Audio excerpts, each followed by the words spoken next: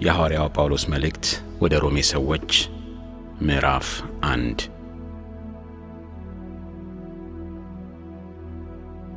ጳውሎስ የክርስቶስ ኢየሱስ ባሪያ ሐዋርያ ሊሆን የተጠራና ለእግዚአብሔር ወንጌል የተለየ። ስለዚህ ወንጌል በነቢያቱ በኩል በቅዱሳት መጻሕፍት አስቀድሞ ተስፋ ተሰጠ። ወንጌሉም ስለ ልጁ በሥጋ ከዳዊት ዘር ስለሆነ በቅድስና መንፈስ ደግሞ ከሙታን በመነሳቱ የእግዚአብሔር ልጅ መሆኑ በኃይል ስለተገለጠው ስለ ጌታችን ኢየሱስ ክርስቶስ ነው። በእርሱ በኩል ስለ ስሙ ከአሕዛብ ሁሉ መካከል ሰዎችን በእምነት አማካኝነት ወደሚገኘው መታዘዝ ለመጥራት ጸጋንና ሐዋርያነትን ተቀበልን። እናንተ ራሳችሁም ለኢየሱስ ክርስቶስ እንዲሆኑ ከተጠሩ መካከል ናችሁ። በእግዚአብሔር ለተወደዳችሁና ቅዱሳን ለመሆን ለተጠራችሁ በሮም ላላችሁ ሁሉ ከአባታችን ከእግዚአብሔር ከጌታም ከኢየሱስ ክርስቶስ ጸጋና ሰላም ለእናንተ ይሁን።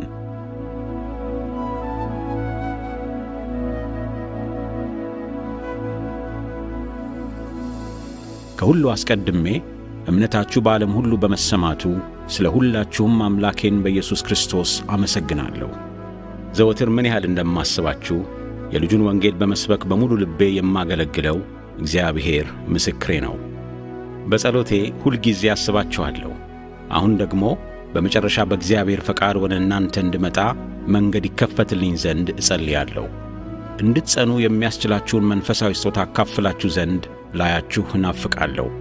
ይኸውም እናንተና እኔ በእያንዳንዳችን እምነት እርስ በርሳችን እንድንበረታታ ነው።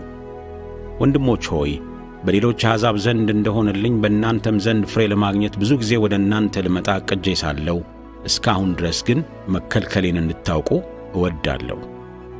ግሪኮች ለሆኑትና ላልሆኑት፣ ለጥበበኞችና ለማያስተውሉ ዕዳ አለብኝ። በሮም ለምትኖሩ ለእናንተም ወንጌልን ለመስበክ የምጓጓው ለዚህ ነው። በወንጌል አላፍርም፣ ምክንያቱም ለሚያምን ሁሉ ለድነት የሚሆን የእግዚአብሔር ኃይል ነው። ይህም በመጀመሪያ ለአይሁድ ቀጥሎም ለአሕዛብ ነው። በወንጌል የእግዚአብሔር ጽድቅ ተገልጧልና፣ ጽድቁም ከመጀመሪያ እስከ መጨረሻ በእምነት የሆነ ነው። ጻድቅ በእምነት ይኖራል ተብሎ እንደ ተጻፈው።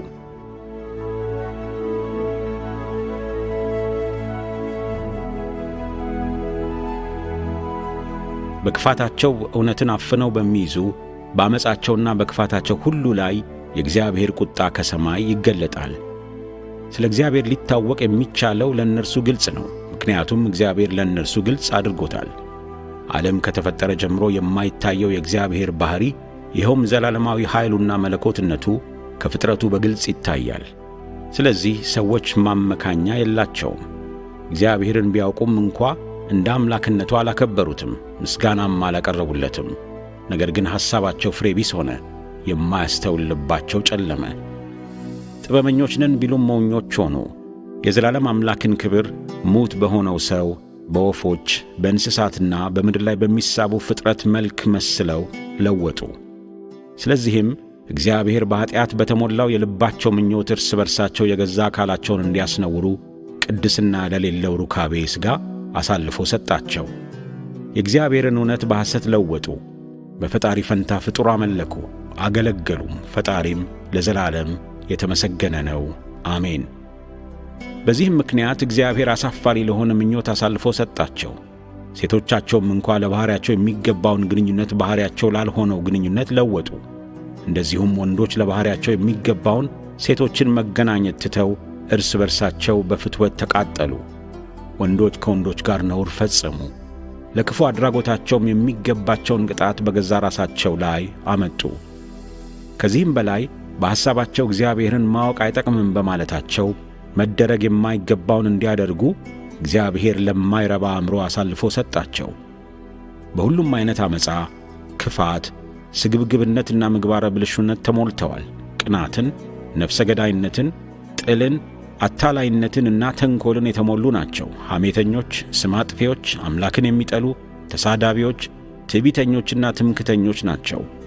ክፋትን የሚሠሩበትን መንገድ ያውጠነጥናሉ። ለወላጆቻቸው አይታዘዙም።